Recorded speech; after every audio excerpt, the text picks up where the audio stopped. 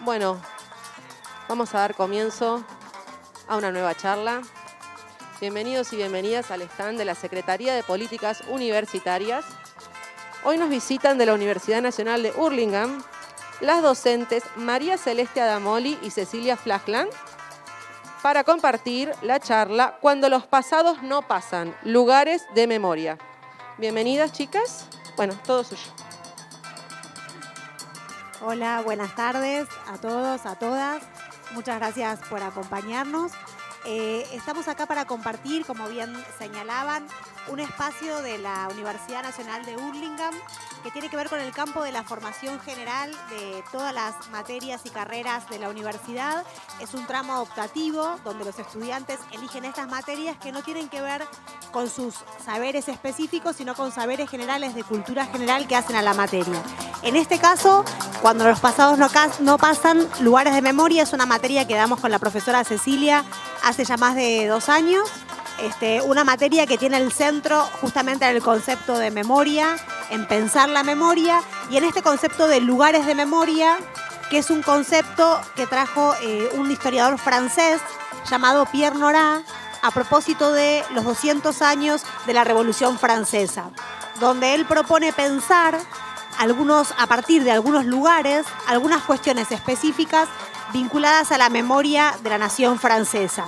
A partir de este concepto que Nora crea, en donde piensa a estos lugares de memoria como restos, como partes del pasado, donde mirar algunas cuestiones del pasado, nosotras empezamos a mirar algunos acontecimientos de nuestra propia historia y de la historia mundial a partir de estos lugares. Vamos a ir pasando, a ver si... Ahí está. Uy, creo que... Ahí está. Bien.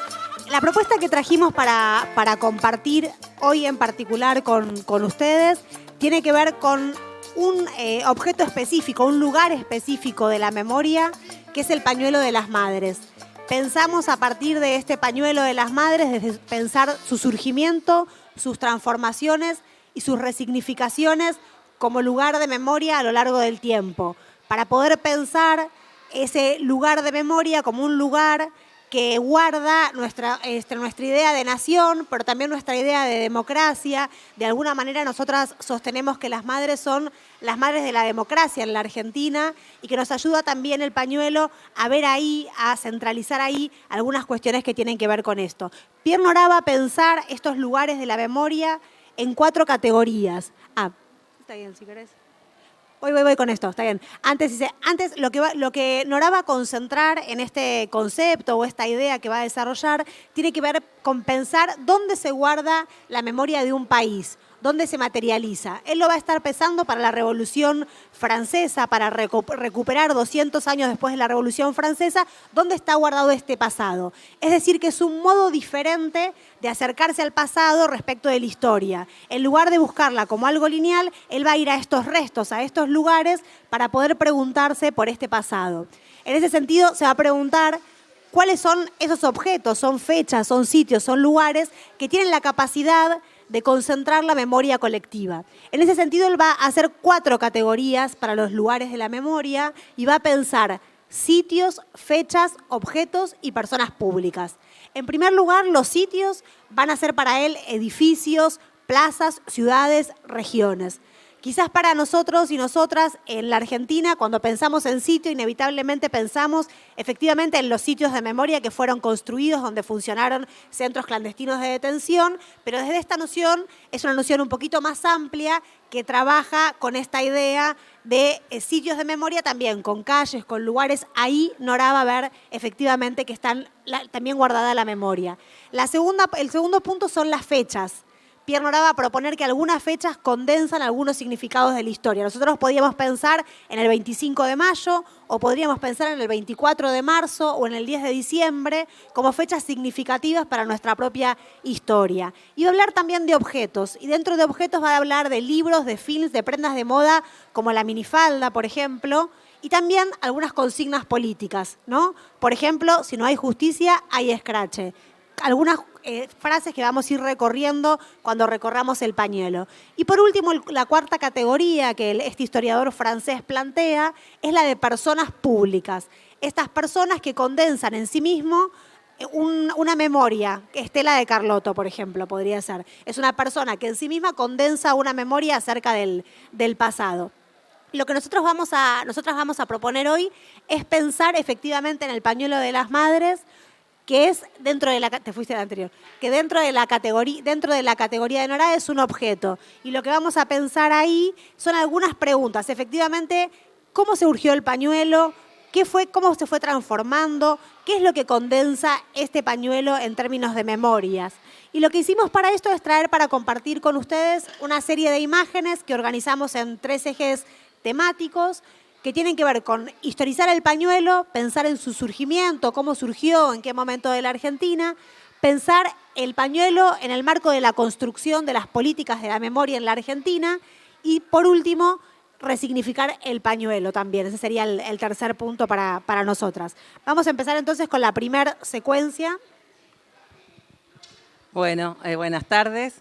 Entonces, como decía Celeste, lo que vamos a proponer es pensar el pañuelo y tal vez pensarlo como objeto de memoria y atrevernos a decir que lo colocaríamos a la par de otros símbolos nacionales como la bandera o el himno, por ejemplo, ¿no? Pensando que si esos símbolos condensan la historia del siglo XIX, de las guerras que permitieron que se construyera la nación argentina, el pañuelo nos permite a nosotros pensar qué sucedió durante el terrorismo de Estado con ese quiebre del lazo social y cómo ese pañuelo construyó un piso ético para la recuperación de la democracia. Entonces, lo primero que queríamos compartir es pensar, bueno, a ver, ¿cuándo surge el pañuelo? ¿Sí? ¿Cuándo las madres inventan el pañuelo? Esta foto que estamos trayendo acá, las vemos a las madres de espaldas, marchando hacia la Casa Rosada, todavía en tiempos de dictadura, ¿sí? Hay una entrevista que me gustaría recordar que se hace un poquito antes del Mundial 78, se las hace un periodista extranjero a las madres, y este periodista les pregunta, ¿me podrían decir cuándo surge el movimiento de las madres? Es interesante porque cuando les pregunta eso, en ese momento, esas mujeres ni siquiera se habían pensado a sí mismas como un movimiento, ni siquiera habían registrado el poder político de su constitución como un sujeto histórico. Eso lo recuerdan las madres en este libro que traje para mostrarles que es maravilloso, de Ulises Gorini, que se llama La rebelión de las madres y reconstruye toda la historia de las madres, ¿no? Entonces, lo primero interesante para pensar es cómo este grupo de mujeres sale de su casa, sale de su dolor individual y consigue transformar esa cuestión individual en una cuestión política. ¿Sí? Un movimiento que hoy las mujeres podríamos llamarlo feminista, pero que en ese momento ni siquiera se denominaba así, o ellas mismas no se llamaban a sí mismas de ese modo, pero sí encontraron las estrategias para politizar ese dolor individual, ¿no? Esto me interesa decirlo porque no fue fácil ver que ese grupo de mujeres era efectivamente el sujeto político que encarnó la resistencia a la dictadura. Ni siquiera era fácil en ese momento para otros organismos de derechos humanos o para los partidos de izquierda que quedaban en pie. Costó pensar que esas mujeres que provenían en general de sectores medios o medios bajos, que muchas eran amas de casa, habían tenido la fuerza de constituirse en este sujeto. Y en buena medida esa constitución de sujeto tuvo que ver con la capacidad que tuvieron para crear símbolos. El pañuelo sería uno de esos. ¿Cuándo es la primera vez que se ponen el pañuelo? Las madres muy desde el principio entendieron que la clave de su lucha era ser vistas. Necesitaban ser vistas en un contexto de terror estatal donde existía la desaparición y existía efectivamente la dificultad por construir una interpelación política. Dijeron, bueno, necesitamos que nos vean. Entonces, una cosa que se les ocurre, la mayoría de ellas practicaban la religión católica, es ir a la manifestación, la peregrinación a Luján. ¿Sí? Participan de esa peregrinación a Luján y dicen, bueno, ¿cómo vamos a hacer? Primero, para identificarnos entre nosotras, porque muchas no se conocían, y segundo, para que los demás digan, esas mujeres representan otra cosa. Entonces, ellas al principio surgió la idea de llevar un clavo de carpintero, un clavo como el que crucifica a Cristo en la cruz. Esa fue una idea que tuvieron. Siguieron adelante pensando otras y una propuso, ¿por qué no usamos el pañal que usaban nuestros hijos como si fuera un pañuelo? O sea que ese pañuelo que nosotros hoy reconocemos como un símbolo patrio, previamente fue un pañal de esos hijos víctimas de la dictadura, ¿no? Me parece muy potente imaginar cómo estas mujeres empezaron de alguna manera a delinear estas estrategias simbólicas para ser vistas y también para dar una disputa política, ¿no? Entonces, así nace ese pañuelo. Les voy a leer cómo lo recuerda una de ellas. Dice: luego el pañal se transformó en pañuelo. Era poco práctico usar esos pañales que se rompían enseguida y que no se podían doblar con facilidad para meter en la cartera. Al pañuelo, en cambio, lo podías lavar, planchar, meter en un bolsillo del tapado o en cualquier lado y volver a usarlo cuantas veces querías. Por eso ya no usamos pañal, sino un pañuelo.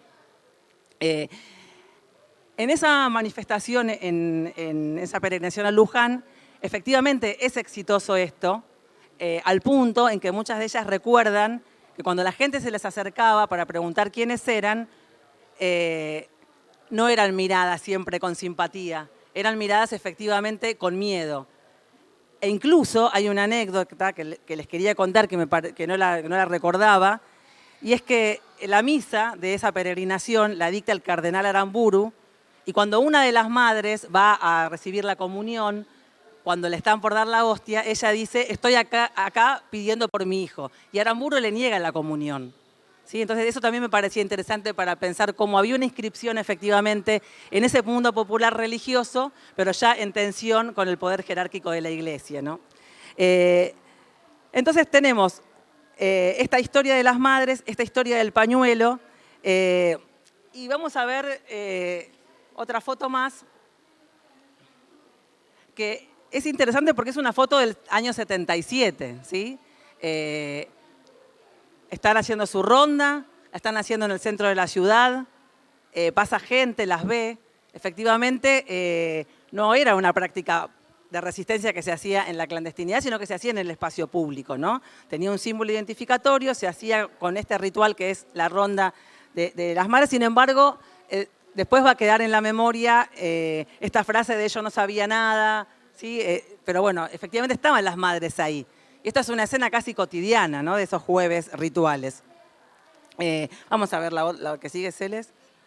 Y la última foto que nos interesaba, digamos, compartir para pensar a estas madres en dictadura, que si uno lo piensa, ¿no? ¿Qué significaba tener esa presencia en el espacio público, estar luchando cotidianamente en un país donde había 500 centros clandestinos de detención, ¿sí? Donde las prácticas que hoy sabemos definieron el terrorismo de Estado, que son las desapariciones masivas, el robo de niños, la existencia de centros clandestinos y los delitos sexuales sistemáticos, estaban ocurriendo en ese momento, ¿sí? No es que hubiera una plena conciencia de todo esto que estamos enumerando hoy, que fue una reconstrucción que se hizo posterior, pero sí era una sociedad atravesada por el terror, ¿sí? A nosotros nos gusta decir siempre algo que explica una sobreviviente de la ESMA, que después se hizo politóloga, Pilar Calveiro, en que escribió su tesis de doctorado sobre su experiencia concentracionaria, que ella siempre dice, bueno, una cosa es tener miedo y poder ponerle nombre a eso que nos da miedo. Tengo miedo a la oscuridad,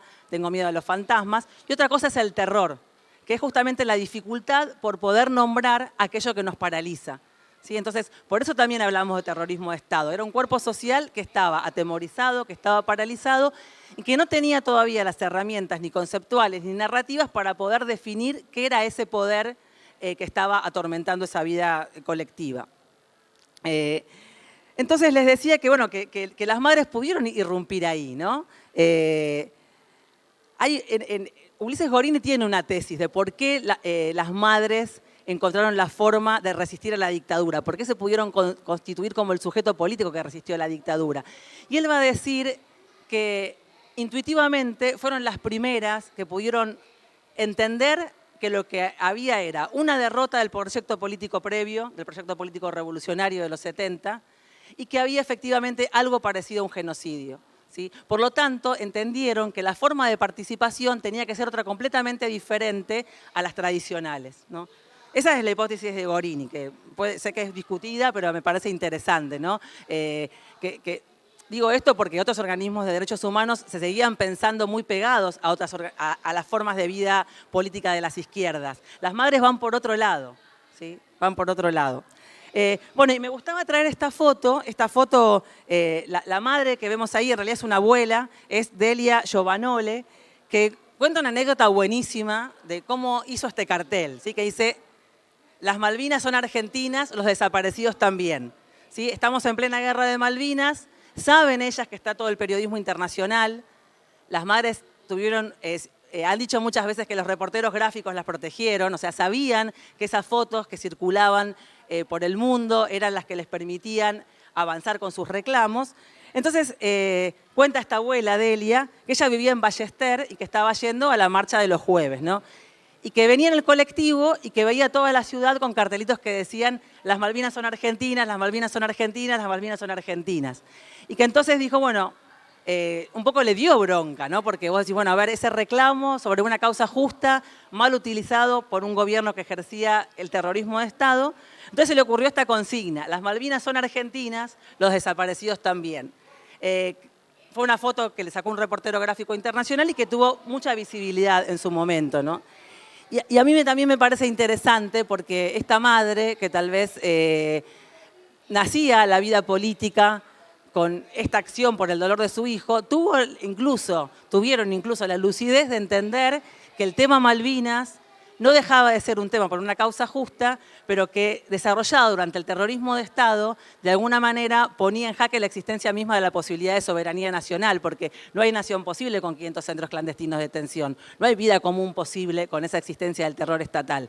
Y en esta consigna pudo sintetizar eso. No dijo que las Malvinas no eran argentinas, dijo que sí, pero los desaparecidos también. O sea que en esa consigna pudo pensar un problema teórico que es muy difícil, que es cómo pensar la guerra de Malvinas, ¿no?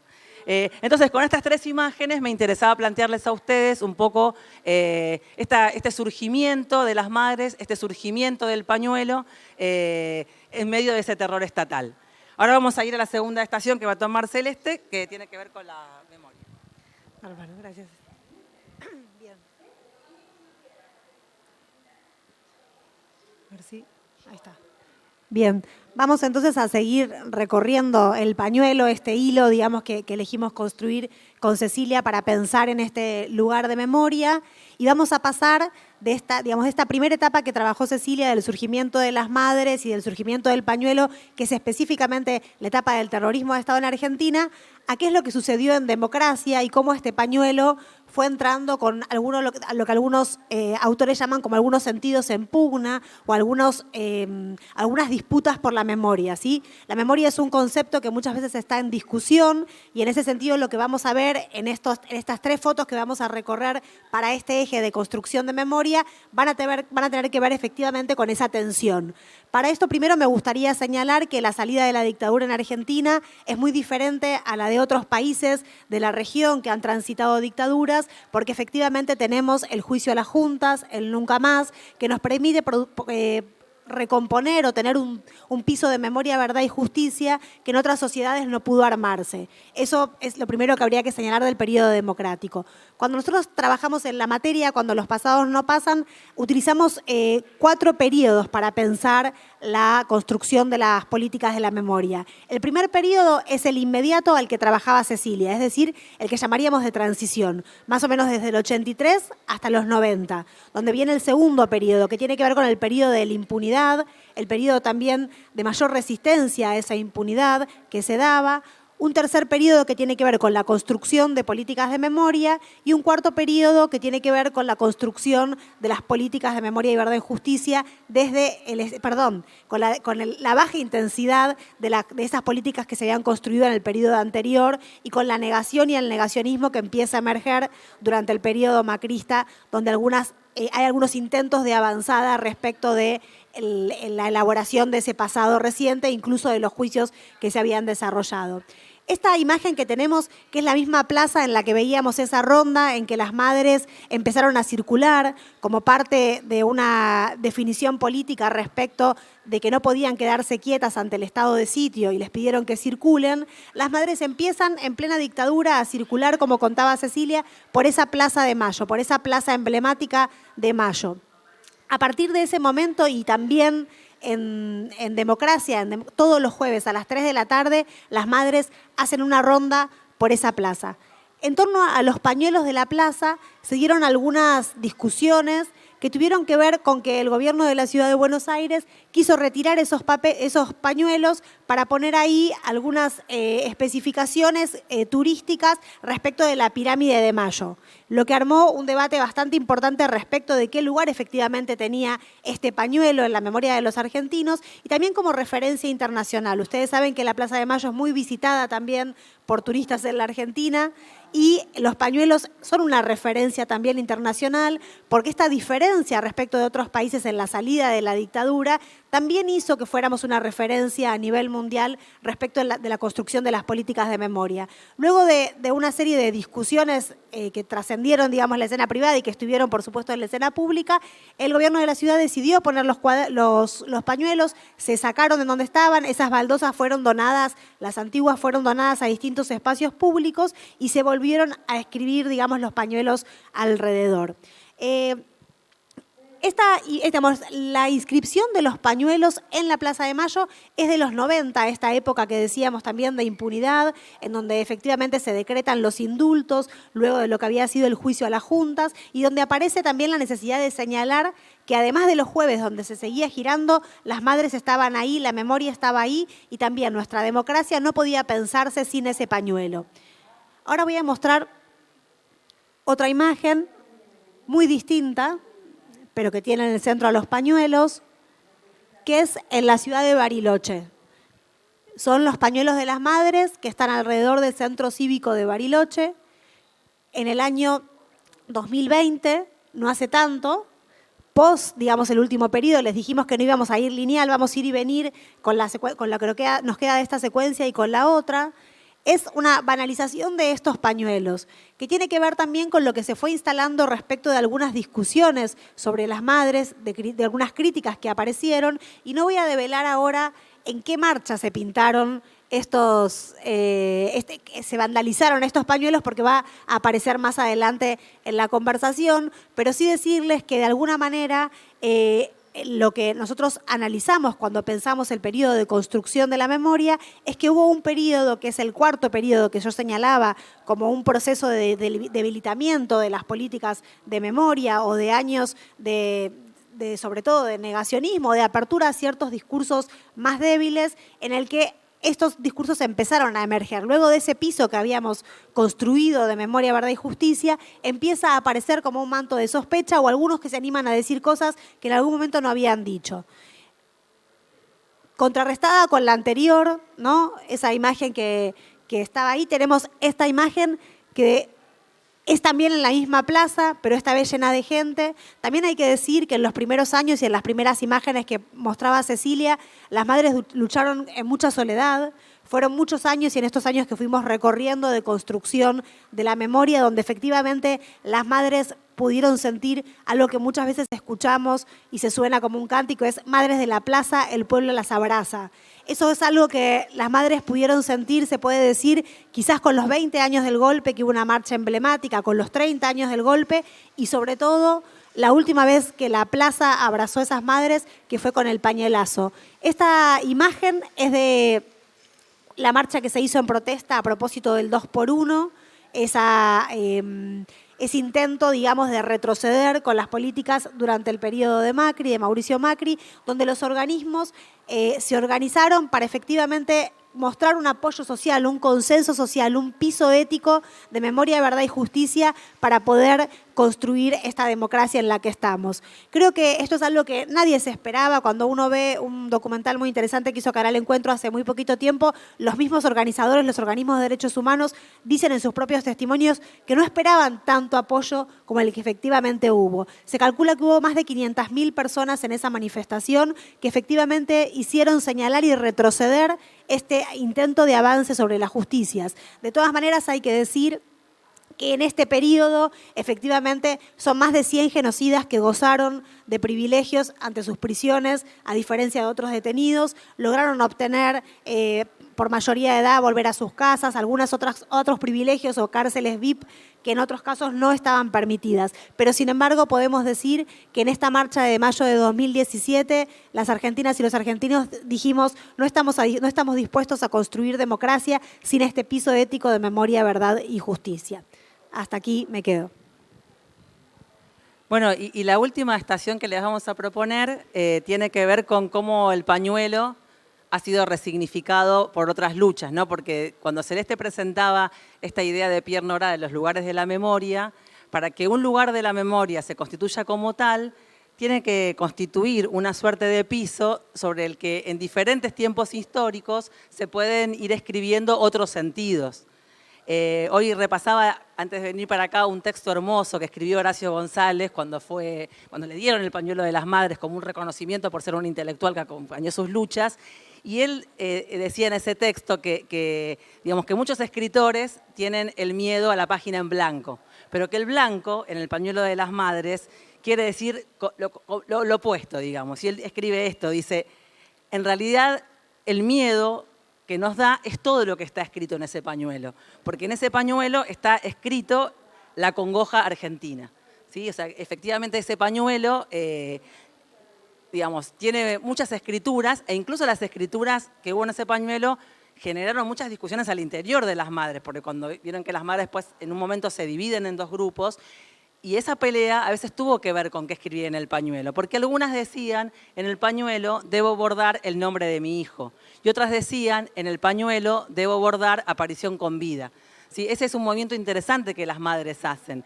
Esa politización del dolor tiene también como consecuencia de pensar que cualquier víctima del terrorismo de Estado es propia. ¿Sí? Que no es solamente propia el hijo que uno perdió o la hija que uno perdió, sino cualquier otra víctima que haya sufrido el terror estatal, ¿no? Entonces, ¿qué escribir en el pañuelo? Es un tema que también les trajo discusiones a las madres, ¿no?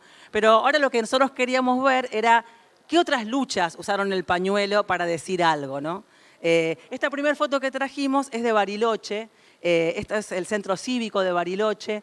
Es una estatua que fue emplazada en 1940 para recordar a Roca. Roca, ese general que en 1880, digamos que la generación del 80, protagonizó lo que podemos llamar el gran proyecto civilizador de construcción del Estado Nacional, y que tuvo como su parte más tremenda, ¿no? Si casi todo Estado se funda en un exterminio, en el caso de Roca ese exterminio es la llamada campaña del desierto, digamos, y que es tal vez la figura que representa, porque también Roca es el autor de la Ley de Educación Nacional, sí es el autor de muchos avances en términos civilizatorios, pero la contracara de esa civilización es efectivamente todo aquello que queda afuera, que podemos cifrarlo en los gauchos, los indios, las mujeres y otros sujetos que quedaron como excluidos de ese proyecto civilizador, ¿no?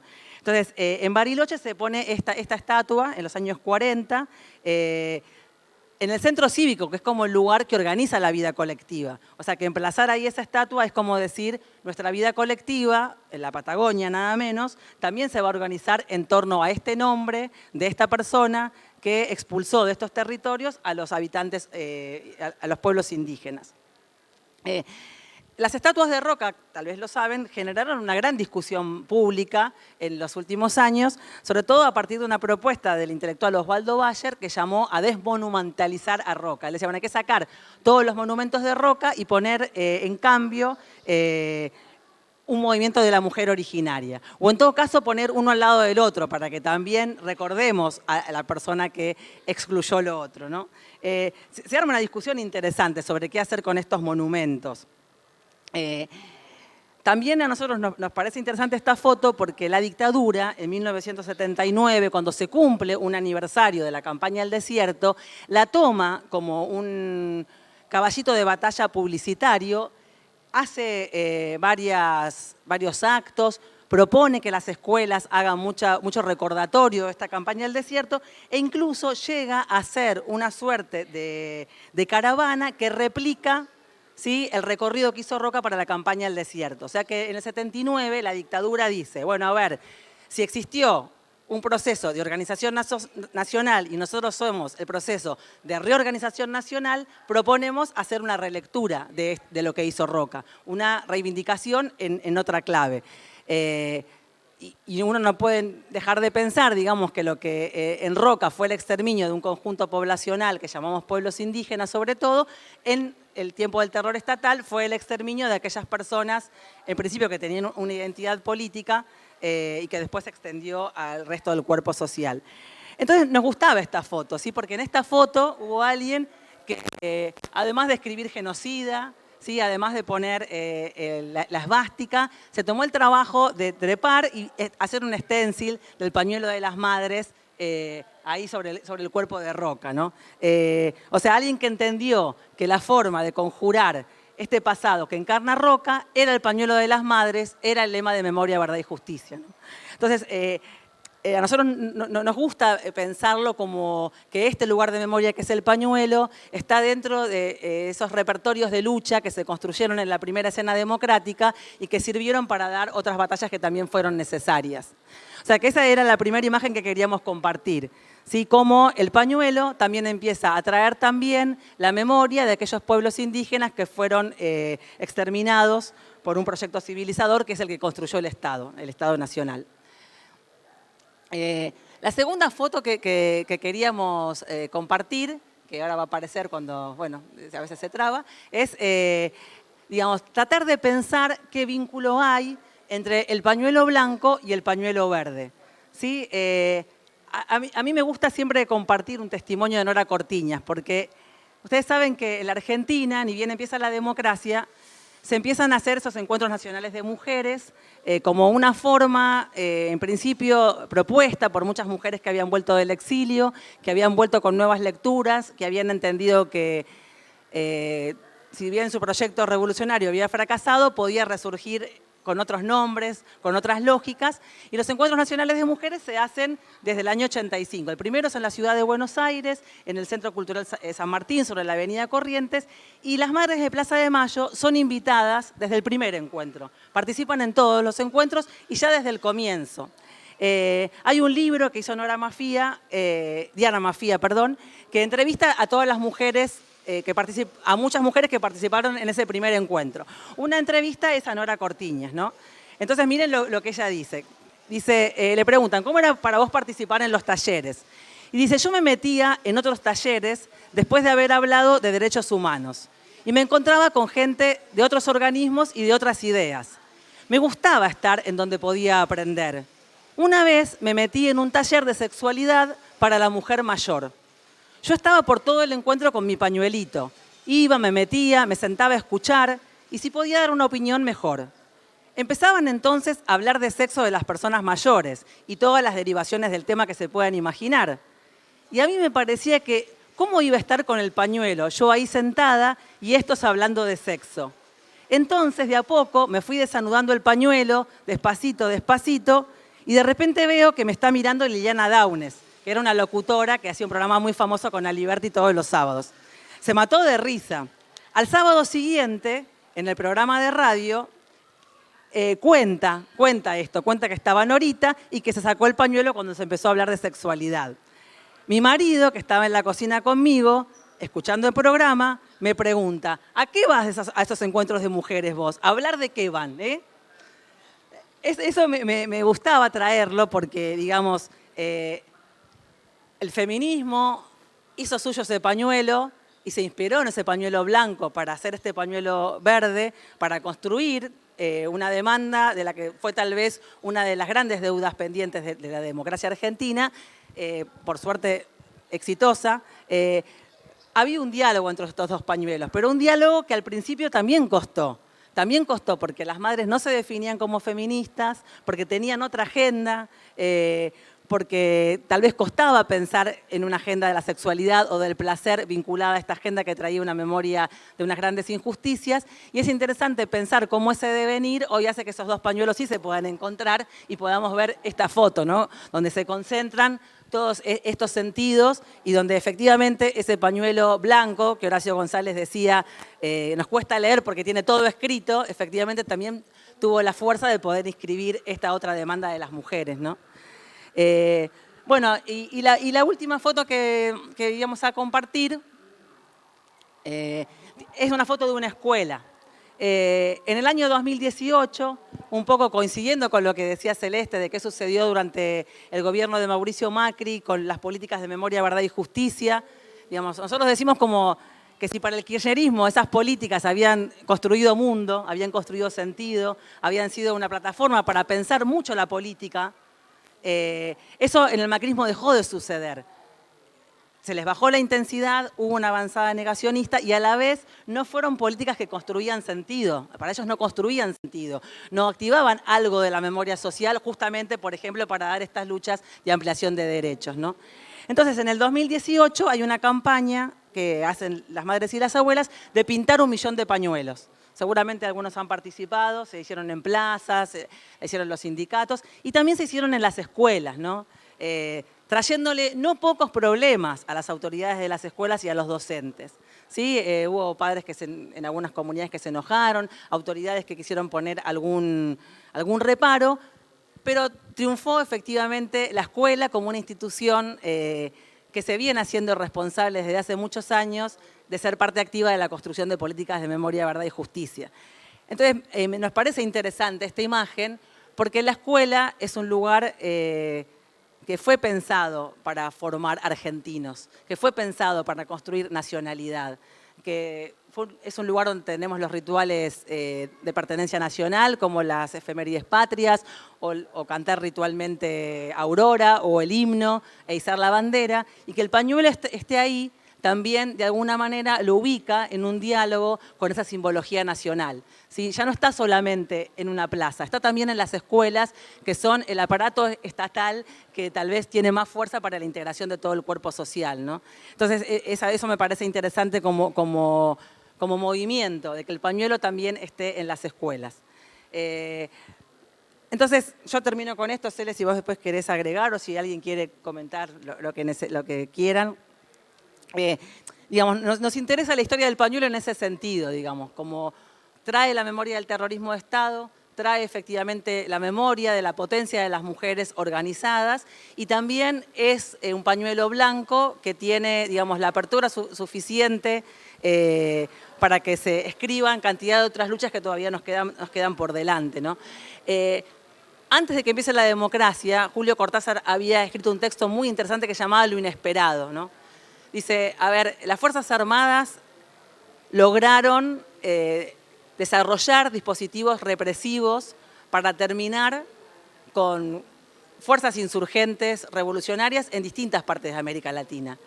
Pero no se vieron venir la existencia de las Madres de Plaza de Mayo, ¿no? Entonces también es interesante pensar la política como el surgimiento de lo inesperado. O sea, un grupo de mujeres que en principio peleó por sus hijos, pero que tuvo la capacidad de inventar símbolos, de politizar su dolor y de constituirse en una referencia no solamente nacional, sino internacional de lucha por los derechos humanos.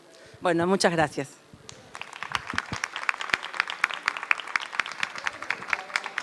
Bueno, antes de cerrar nos gusta siempre abrir un poco el espacio para preguntas, dudas o comentarios. No sé si alguien quiere... Las compañeras de no sé si... tienen que decir algo, ¿eh? ¿Quién? ¿Quién levantó la mano? No la veo. Nadie, ¿no? No, vos sí. Perdón, pensé que había una pregunta. Yo tengo esta duda. ¿Por qué el pañuelo no se toma el violeta como el color del feminismo y se toma el verde? ¿Se toma? El violeta, que históricamente era como el color que representaba el feminismo o la lucha de las mujeres. Entiendo que cuando empezó la campaña por la despenalización del aborto y surgió la idea del pañuelo, como el violeta ya estaba instituido por otras luchas, eso creo que lo cuenta, no sé si cómo se llama esta abogada, para que ya te voy a decir el nombre, ya se me va a ocurrir. El color de la lucha de la mujer era el violeta, mundialmente.